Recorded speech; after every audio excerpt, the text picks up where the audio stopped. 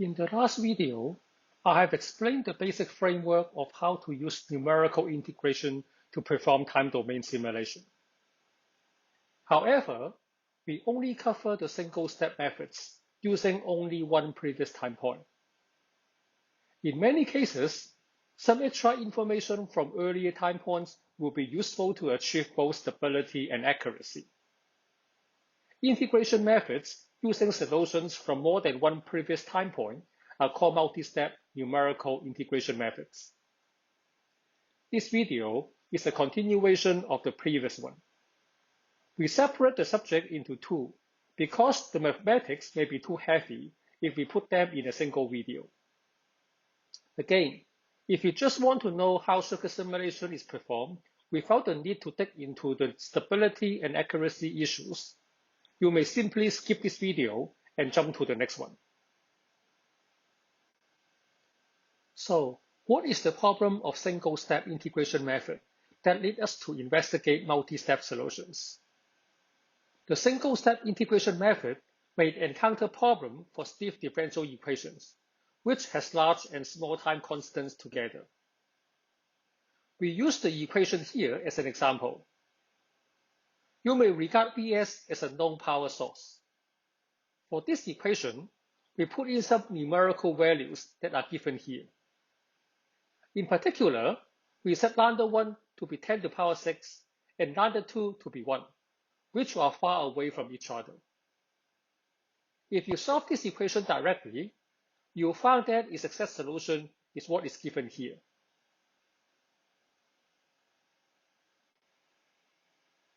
Let's take a look at the characteristics of the solution.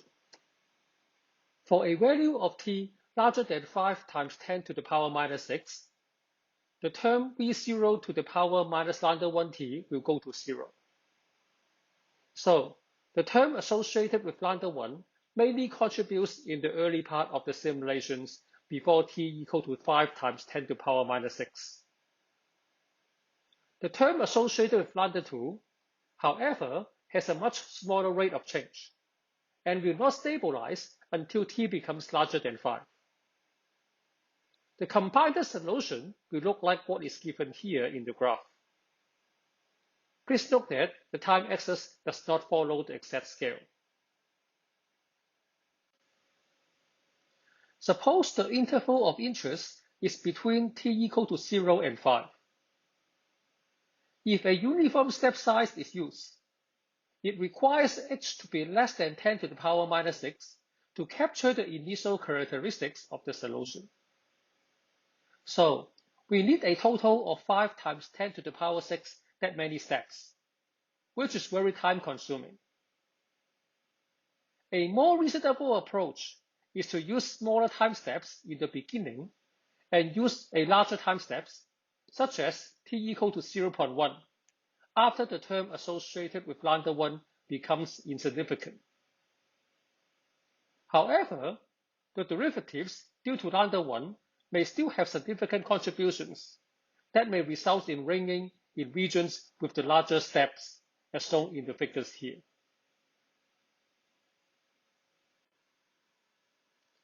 Multi-step integration methods can help in such situations by providing more information from earlier time points in predicting the trend of the solution.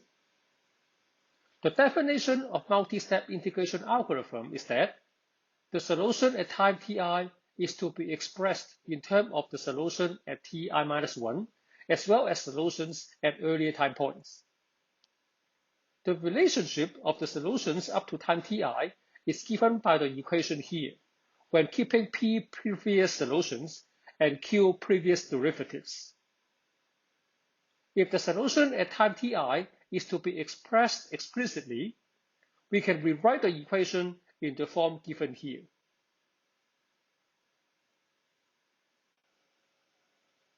Let's look at some special cases. For explicit multi-step method, we have beta 0 equal to 0. It is also referred as the Adam-Basford formula. For the first order case, we have p equal to q equal to 1.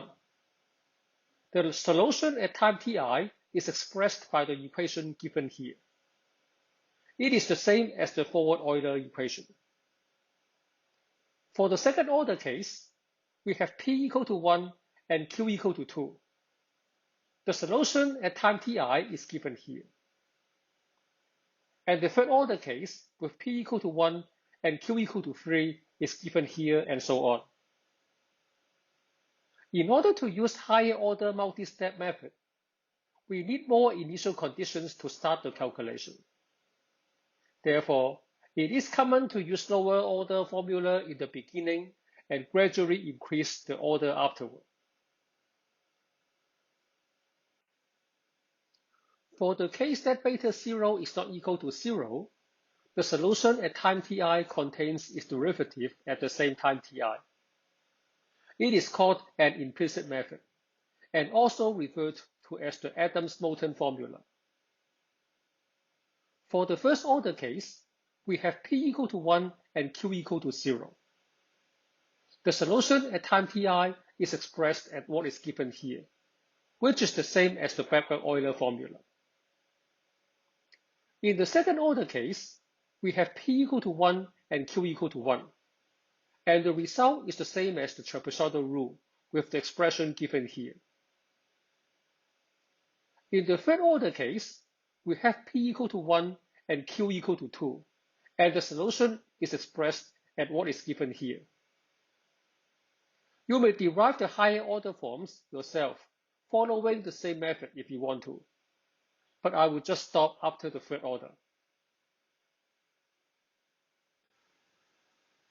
Another form of multi-step integration method worth studying is the gear algorithm, which is very useful for solving stiff differential equations. Unlike the Adams formulae, the gear algorithm mainly uses the previous solution of the function instead of the derivatives by putting q equal to 0.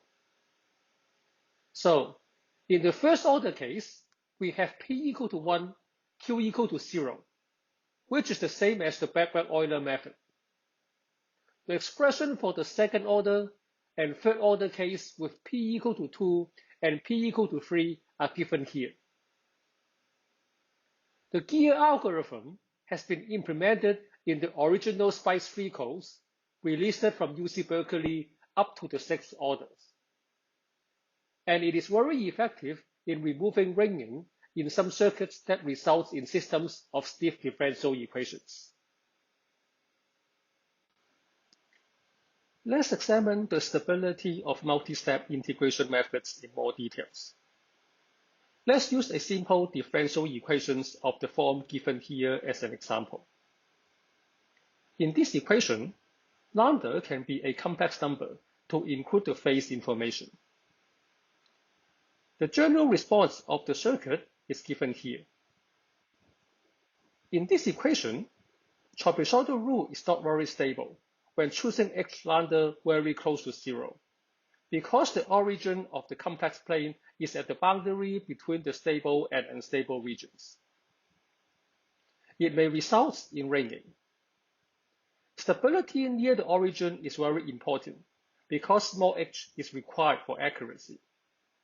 So, we need a method with the stable regions covers the area around the origin for small h lambda.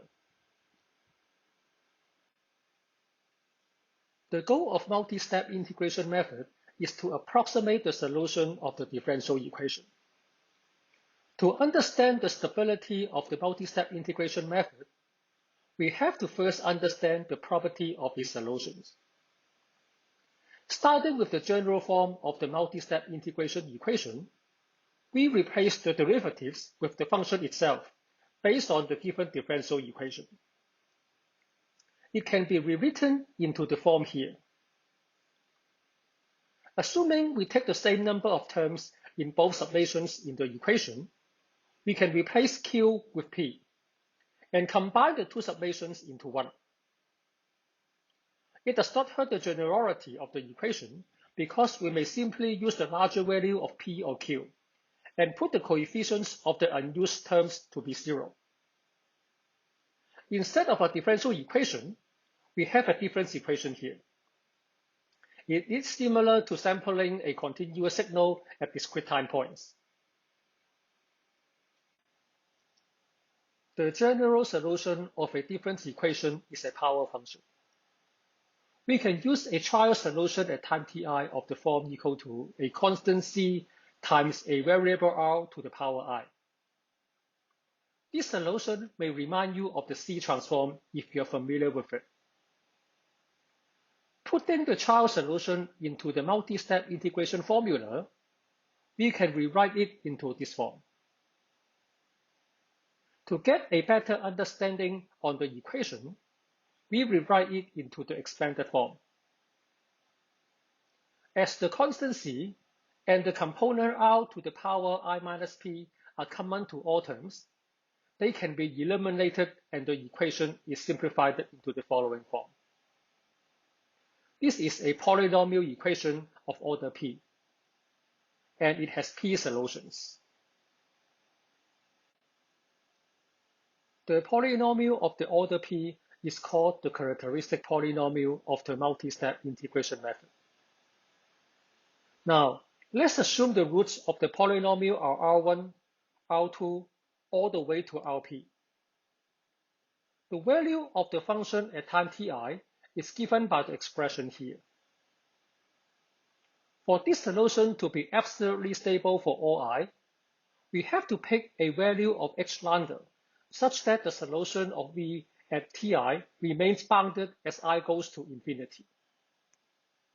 To achieve this, we will use a known theorem, which states that the solution of the polynomial is bounded if all the roots are inside or on the complex unit circle.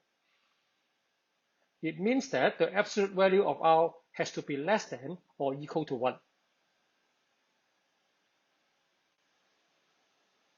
Let's look at a simple example for the case of forward Euler. It corresponds to the case where alpha 0 equal to 1, alpha 1 equal to 1, beta 0 equal to 0, beta 1 equal to 1, and p equal to 1. The characteristics polynomial then becomes the following. Solving for the solution, we have r equal to 1 plus h lambda. The stability condition requires that the absolute value of r to be less than or equal to 1. It implies that the absolute value of 1 plus h lambda has to be less than or equal to 1. This is the same as what has been derived before. So the question comes, what value of h lambda will cause the absolute values of all p roots of the characteristic polynomial to be less than or equal to 1? The first approach is to find the answer by trying some h lambda, compute the roots, and see if the choice satisfies the conditions. By trying out enough value of h lambda, maybe by computer, we can map out the stability regions of h lambda in the complex plane. This is very time-consuming, and there's no guarantee the search is complete. The second method is to solve for the value of h lambda directly under the condition that the absolute value of all the roots are less than or equal to 1. From the characteristic polynomial, we can separate it into two parts, one without the h lambda term and one with the h lambda terms. We can then express h lambda in the form of a fraction of two polynomials, rho r over sigma r, where rho r and sigma r represent the summations given here. Solving for h lambda directly is again a very difficult task for higher order multi-step integration method. So both methods cannot help in the analysis. What can we do then? At this point, let's try to reconsider what we really want. We do not need to map out the stability regions for all h lambdas for a given characteristic polynomial. We just need to find an integration method that is stable with h lambda near 0 as well as at minus infinity. The solution has to be stable near 0 because h is expected to be small for accuracy considerations. Negative infinity corresponds to the extreme damping case without any active energy input. From the expression derived earlier, x lambda will go to negative infinity when sigma r is equal to 0. So we will try to find the characteristic polynomial by putting all beta to be 0, except for beta 0. Then we have sigma r equal to beta 0 times r to the power p. This is a particular case of interest that has been extensively studied. Substituting this into the characteristic polynomial, we have the following simplified equation. And the solution R can be expressed here. Obviously, when h lambda becomes negative infinity, R will be equal to 0, which is a root of multiplicity p. This satisfies the convergence criteria. It implies that by letting all beta go to 0 except for beta 0, it will cover the convergence at the negative infinity point. For example, the backward Euler satisfies this condition. It also explains why implicit method is in general stable. For h lambda near 0, it implies that the polynomial rho r has to be close to 0 as well. To check if the multistep integration method is stable near the origin, we can solve for the condition of rho r equal to 0 and see if all the roots have absolute value less than or equal to 1. This task is relatively easy.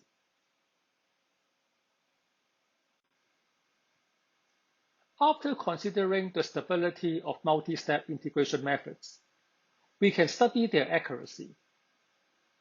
An integration method is considered to be of the order k accurate if the error is proportional to h to the power k plus 1. For small h less than 1, the higher order means the error is closer to 0. With the particular case of all betas equal to 0, except for beta 0 that we studied earlier, we write down the general expressions of the multi-step integration formula here again. In this expression, we keep the derivatives in the original form. After removing all the betas that are equal to 0, the derivative at time ti can be expressed as the equation here. To achieve order k accurate, we need to cancel up to the kth derivatives of the difference between the exact solution and the proximal solution in the infinite series expansion. To do that, we need k earlier solutions for cancellation. That is, we have to keep up to alpha k to achieve the required order of accuracy. In practice, the trapezoidal rule with a second order of accuracy is good enough for most of the simulation tasks. Finally, I finished the tedious mathematical details of numerical integration method that are important for time domain simulation. I will switch back to more practical simulation approach in the next video.